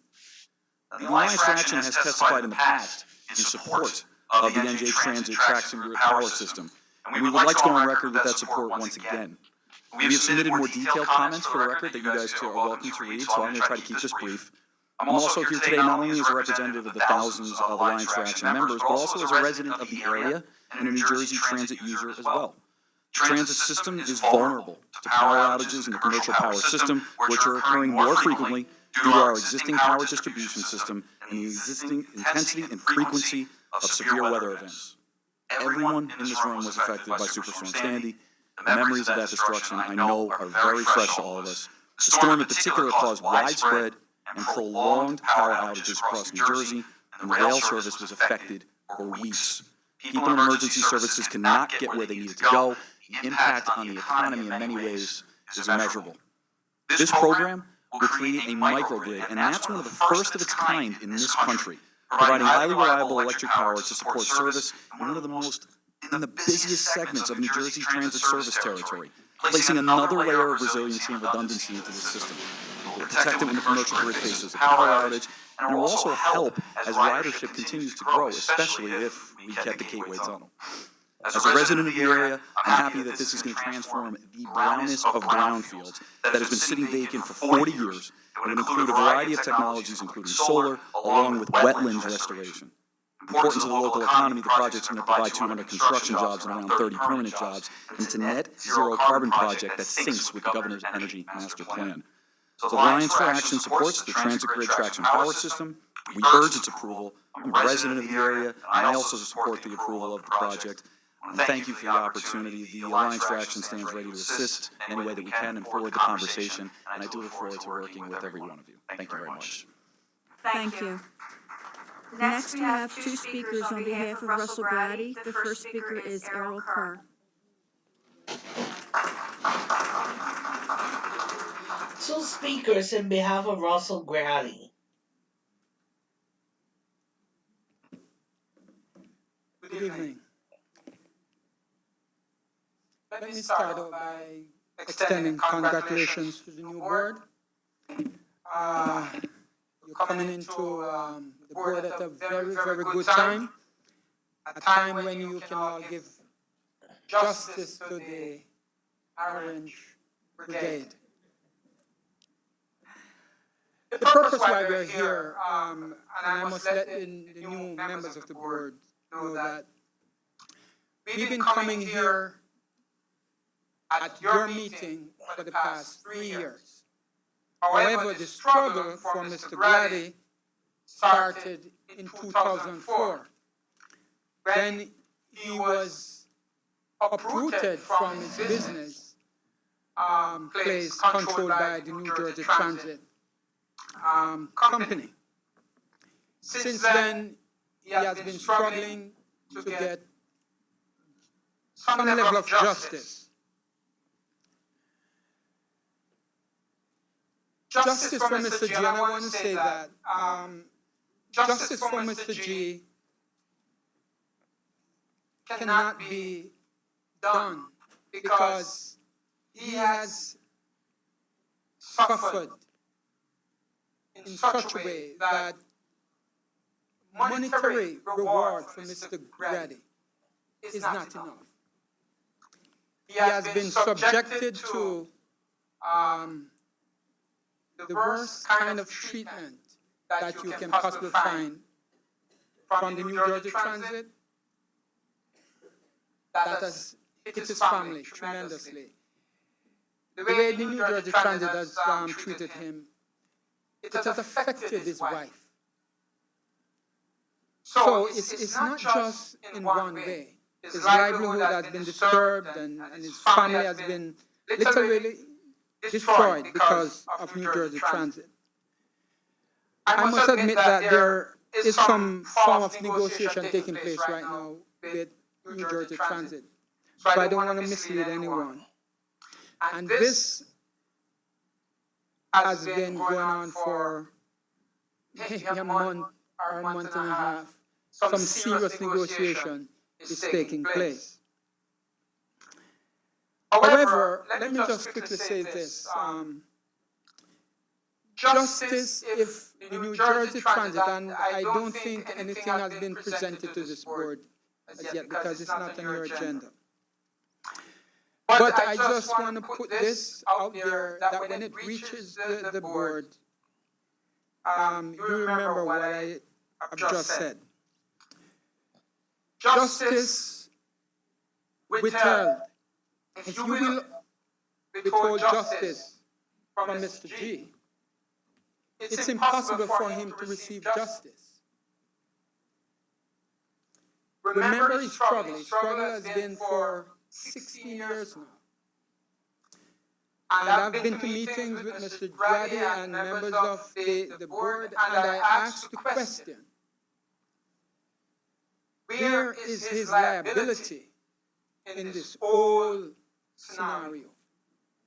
And not one time, any member of the persons whom we are negotiating with could honestly declare that Mr. Grady is liable for anything that he is now faced with. So I just want the board to consider this. Consider it when you're making your decision. We are in February, which is regarded as Black History Month.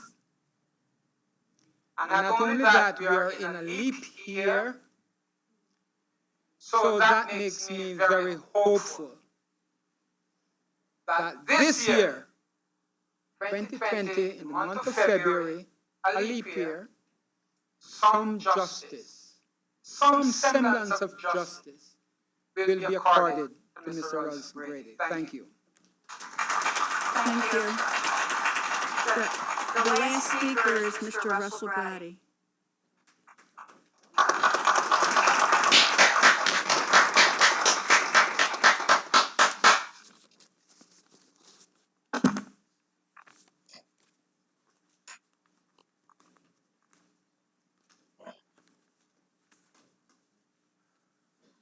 Board. Welcome all the new board members. It is really great to see you sitting there. I wish you could have been there a bit earlier. I want to thank Senator Weinberg for her support back on the coalition, their group. We are beginning our 4th year here. And we have picked up quite a support group. I'm not going to go back and try to reiterate. I'm sure someone has brought the new board members sort up to date in terms of what the past has been and where we are now.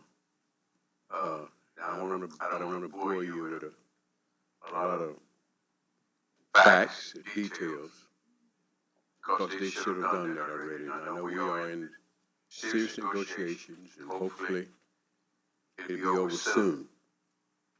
I backed off what I had asked for to settle this case, tremendously back off, to try to make it more acceptable to New Jersey Transit.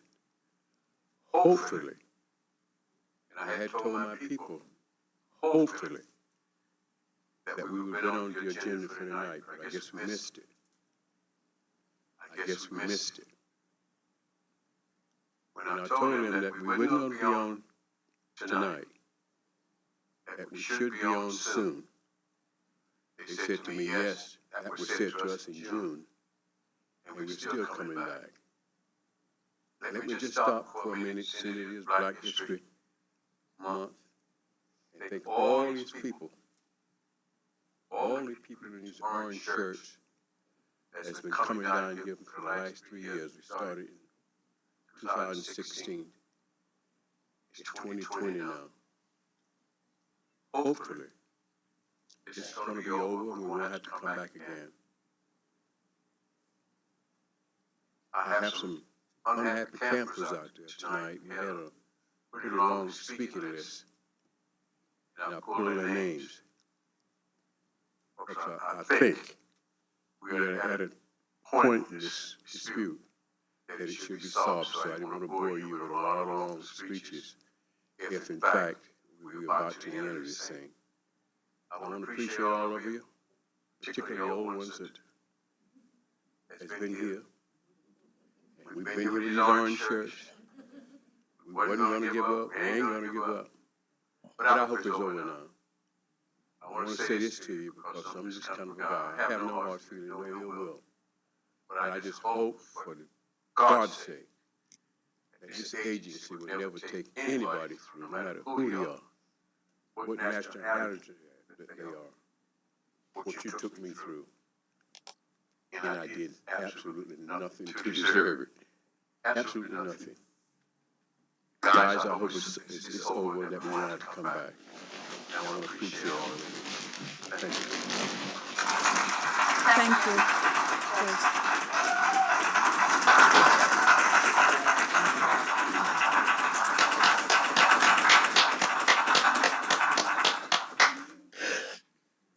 Mr. Brady, I want to assure you that based on your conversations with Mr. Edwards over the past several weeks,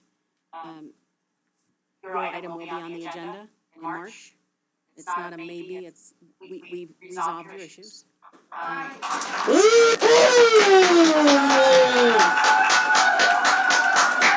That's a good thing to do! And one thing I do is just bury the hatchet personalities and let the man be happy. Very fair, decent person. and I appreciate you so much. Thank you, Mr. Grady.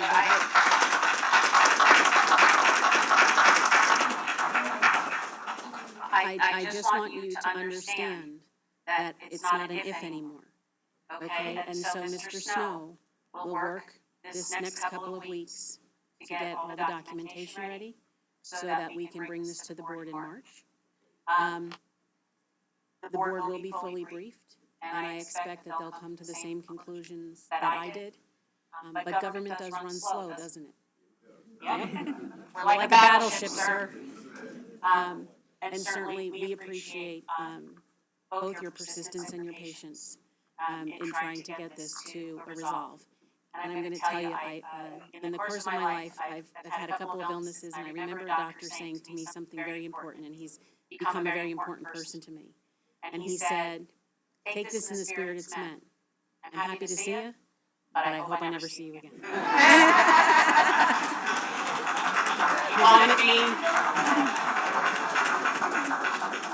He wanted me to be healthy, and Mr. Grady, we want you to be happy. Okay? Yep, indeed. Thank you. There are no further speakers.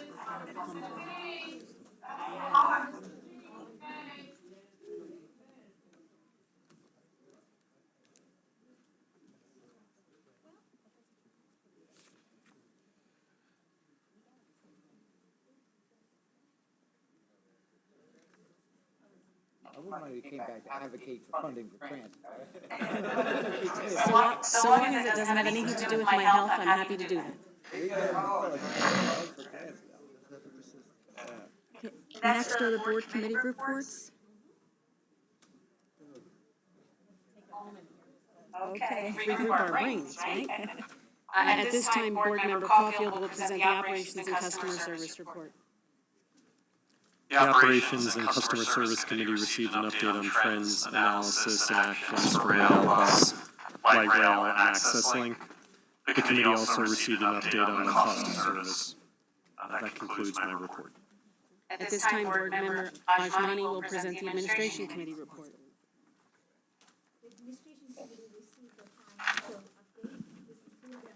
Ridership and revenue, cost of service, key performance indicators, major balance sheet items, attrition and hires, and real estate and economic development highlights.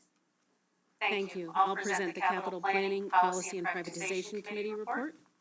Agreement with Public Service Electric and Gas Company for utility services, including inspection and condition assessment of certain New Jersey Transit substations was discussed, as well as the following: community mobility and local programs purchase of 32 light transit-style vehicles with lift, long slip fill and rail enhancement, contract amendment for Phase 2 design services, purchase of main inductors for the Arrow 3 electric multiple unit vehicles, professional services contract to conduct a best practices quinennial study of the New Jersey Transit financial management and budget reporting practices, adoption of new rules. There's 4 of those on the agenda, but those, as I believe Kevin said earlier, have been withdrawn and will be addressed next month in order for us to continue coordination with some of our outside partners. That concludes my report.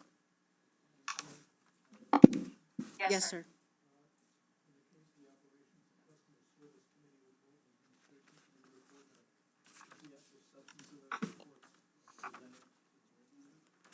Yes, it is. And I would say to you that Deanie and Edmund and I will be really happy when we're not the ones who have to read that every month anymore. But yes, they're presented to you at the conclusion of the meetings every month.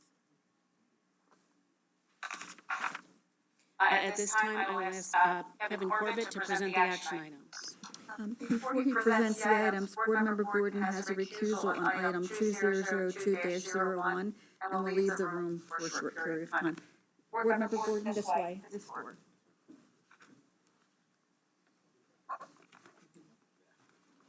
Famous last words. Exit stage right.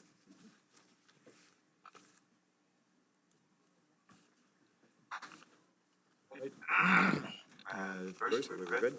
I'd now like to introduce Eric DeLeo, Senior Vice President of Capital Programs, to present Board Item 2002-01, relating to PSE&G condition assessment. All right, thank you, President Corbett.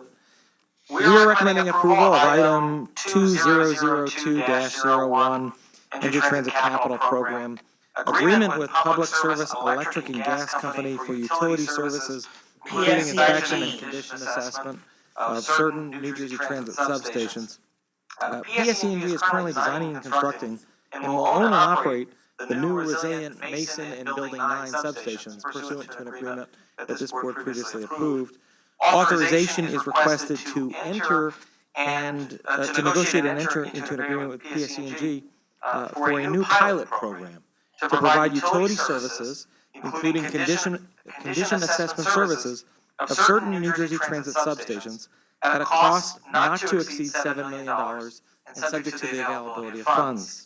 Substations are high-voltage electric system facilities. They're used to switch generators, equipment, and circuits, and to change voltage levels. They're utilized 24 hours a day, 7 days a week to support our operations. They operate and provide traction power to the rail system and to each bus and rail terminal. We ask for your approval of item 2002-01. May I have a second? Second. Is there any discussion amongst the board? Hearing none, Board Secretary, please take roll. Roll call vote, Board Member Adams? Yes. Board Member Caulfield? Yes. Board Member Doshi? Yes. Board Member Fulton? Yes. Board Member Marocco? Chair Gutierrez Gacchetti? Yes. Motion carried. I will return Board Member Gordon.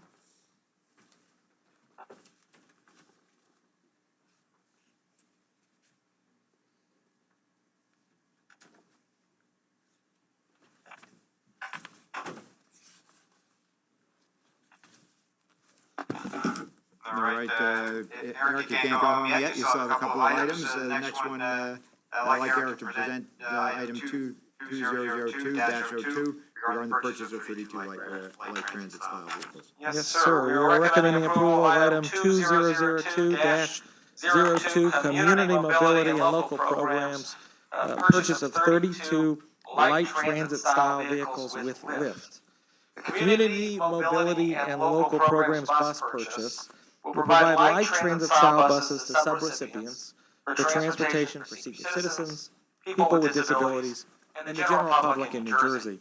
An authorization is here requested to enter into a contract with Roar Enterprises Incorporated, doing business as Roar Bus Sales, for the purchase of 32 24-passenger light transit style vehicles in an amount not to exceed $4,383,247 plus 5% for contingencies, for a total authorization of $4,602,409.35, as always, subject to the availability of funds.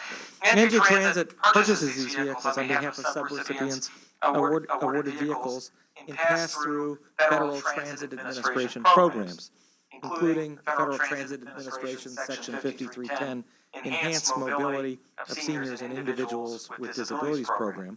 That's a yearly competitive program, and the Congestion Mitigation and Air Quality, awarded by the Metropolitan Planning Organizations, or MPOs, in their Local Initiatives program.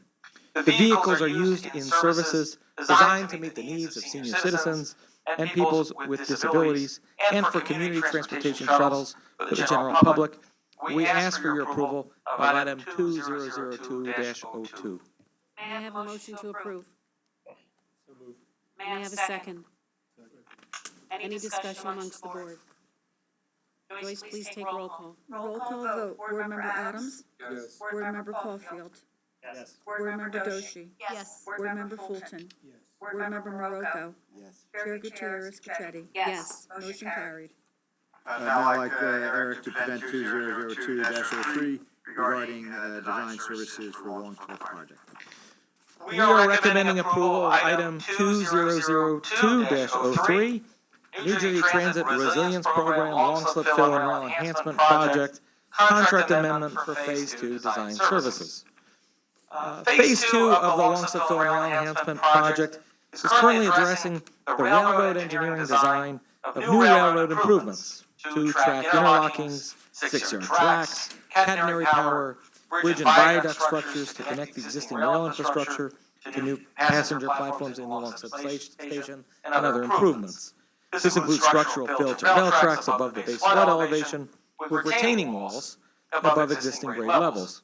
And authorization is requested here to amend contract number 16-006 with AECOM USA Incorporated to provide additional design services of Phase 2 of the Longstep Rail Enhancement Project plans at a cost not to exceed $4 million, and increase the overall contract amount from $8,424,520 to a total cost of $12,424,520. The project includes Grove Street Bridge modification, extension of traction power, remote terminal unit and signal communication bungalow upgrades, completion of the design of the Longstep Station and passenger rail personnel facility, and installation of 2 pedestal pits at Longstep. We ask for your approval of item 2002-03. May I have a motion to approve? May I have a second? Second. Is there any discussion on the matter? Madam Chairperson, while I do fully support this item, as I mentioned in our briefing, I do have a concern when we have an engineering contract and we increase it by almost 50%. I also have a concern that small to medium-sized design and engineering firms would never have an opportunity for a project like this because they would not have qualified for the original contract. Like I said, I do support it and I plan to vote yes, but I think we need to take this into consideration, as I mentioned to Eric, for future changes like this to maybe include some of the smaller to medium-sized engineering firms. I appreciate your comments. We will include them in the record and take that under advisement in the future, the staff, through Kevin. Having said that, may I have a roll call vote, please? Roll call vote, Board Member Adams? Board Member Caulfield? Board Member Doshi? Board Member Fulton? Board Member Marocco?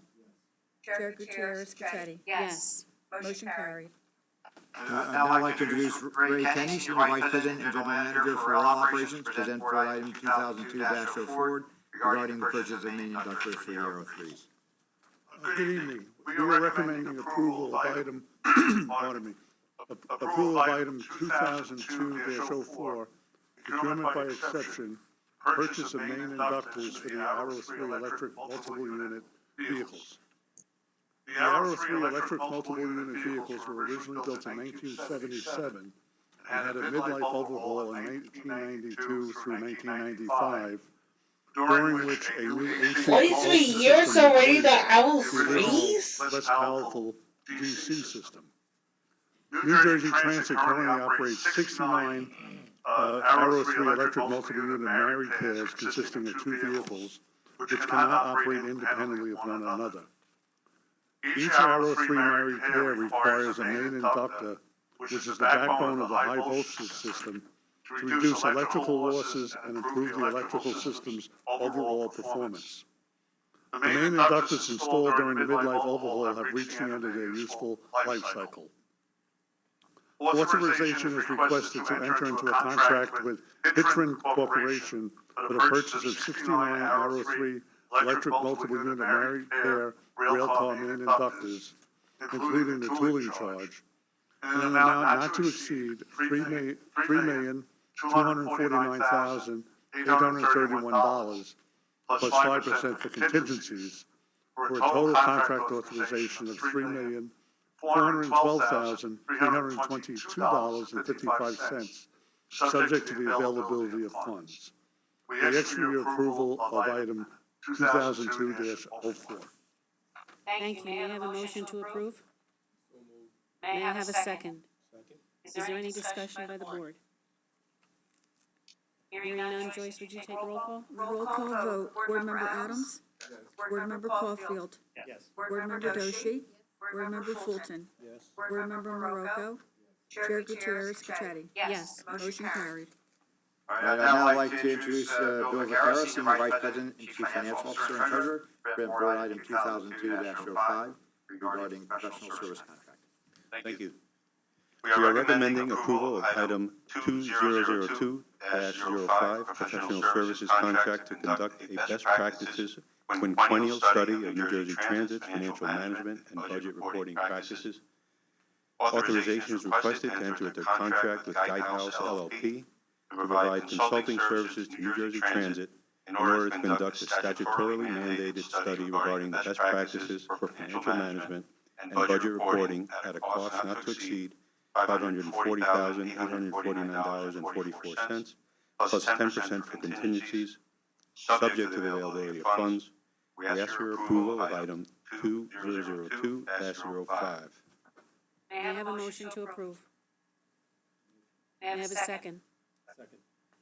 Is there any discussion by the board? Hearing none, Joyce, please take roll. Roll call vote, Board Member Adams? Board Member Caulfield? Yes. Board Member Doshi? Board Member Fulton? Yes. Board Member Marocco? Chair Gutierrez Cachetti? Yes. Motion carried. I would like to point out, as the chair mentioned earlier, board item 2002-06, 07, 08, and 09 are being deferred to the next board meeting. Board members Rasmussen and Greaves are recused from item 2002-10 and will leave the room.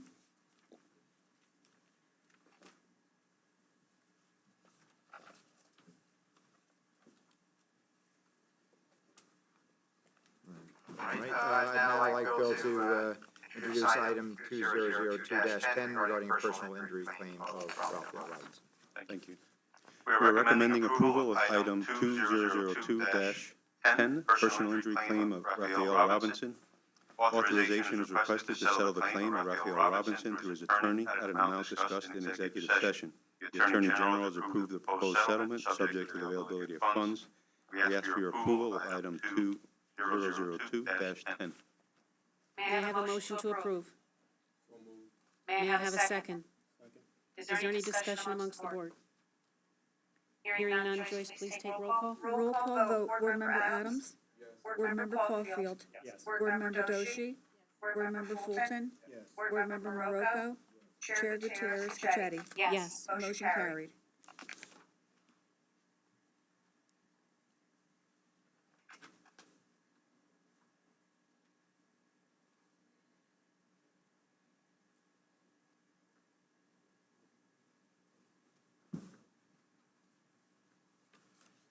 And I'll ask Bill to, our last item for this evening, 2002-11 regarding financial advisor for transit grid.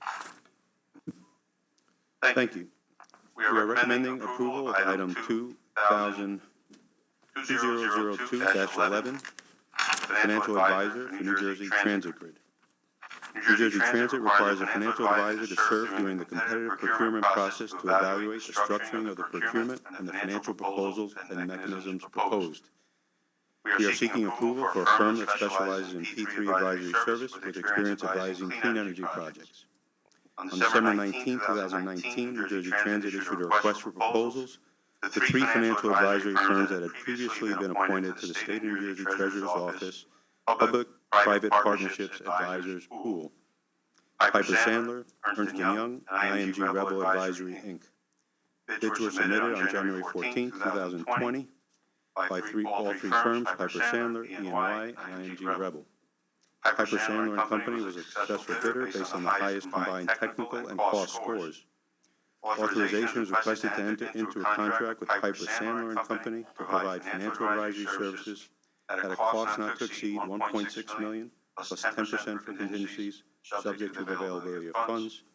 We ask for your approval of item 2002-11. May I have a motion to approve? May I have a second? Is there any discussion amongst the board? Hearing none, Joyce, please take roll call. Roll call vote, Board Member Adams? Board Member Caulfield? Board Member Doshi? Board Member Fulton? Board Member Marocco? Chair Gutierrez Cachetti? Yes. Motion carried. Thank you. Seeing that there is no further business, may I have a motion to adjourn the meeting? So moved. May I have a second? Any discussion? We will avoid the roll call vote. All in favor? Aye. Opposed? Motion carried. Meeting adjourned. Thank you all very much. Well, the meeting concluded, and now we're going to present our reaction to the New Jersey Transit Board meeting. It is 9:44 p.m. on this Wednesday evening. Several things that I want to mention. One is that New Jersey Transit Corporation is asking to do revenue service demonstration. In what lines? In what line or lines? It wasn't mentioned during the Kevin Corbert's report. Another interesting news that we have is a positive one. Actually, it's two positive news. One, the executive session will be moved towards the end of the public speaking session. Because as you guys saw tonight, it was a pretty long one. And the second good news that we have is that finally, next month, Russell Grady will see an end to his agony. And why is that? Chairman Gutierrez Cuccetti, apparently she had a conversation with the board, with the new board, during executive session regarding Russell Grady and the lawsuit that he submitted against the agency that literally got him out of business. In one of the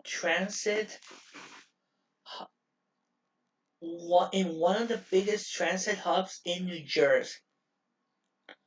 So Russell Grady will see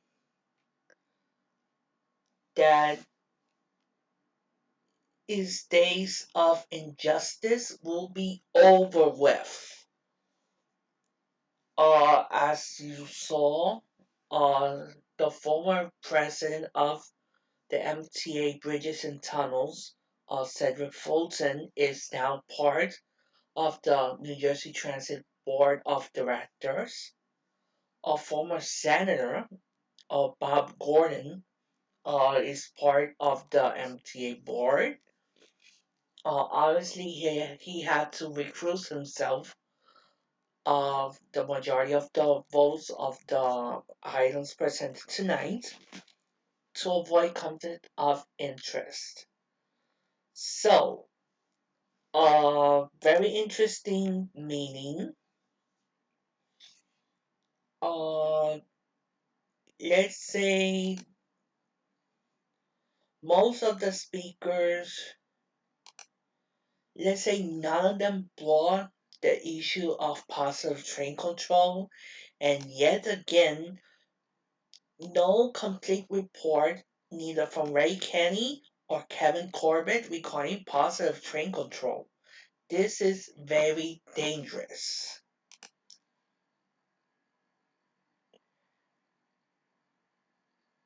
And we're just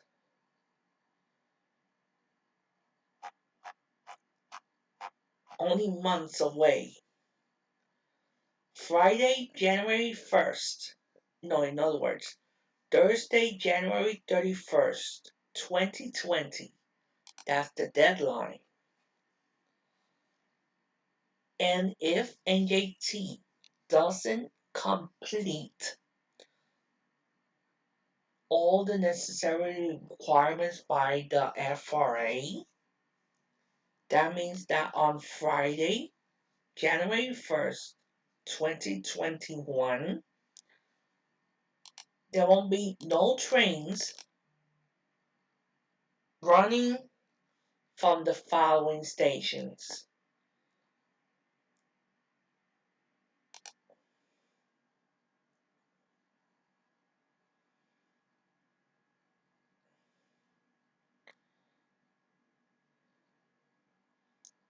Spring Valley, Southern, Hackettstown, Gladstone, Highbridge, Trenton, Bay Head, Jersey Avenue, Bronxville Metro Park, Linden, Elizabeth, North Penn, North Broad Street, Secaucus Junction, Hoboken, Penn Station, Patterson, Passaic, Upper Montclair, Montclair Heights, Montclair State University, let me see, Raritan, Rahway, Avenel,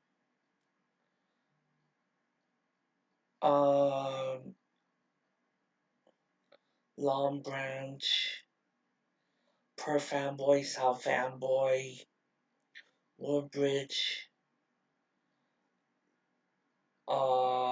Princeton, Hamilton, Garfield, Teterboro, Essex Street, Park Ridge, Nanuet, etc. So those in those stations that I mentioned, and let's say in their entire New Jersey Transit line, let's say in the Pascagoula Valley line, in the Bergen County line, the Main line, in the Montclair Booton line, the Morristown line, the Gladstone branch, the Raritan Valley line, Northeast Corridor, and North Jersey Coastline. They won't see trains running in 2021 if NJT doesn't implement positive train control. So, that being said, I want to thank everybody that joined us in this live stream and the previous live stream. We'll see each other again. Let me see. On the 24th at 2 Broadway, starting at 8:30 in the morning, like always every month. And stay tuned for more. So, thanks for joining and have a good night.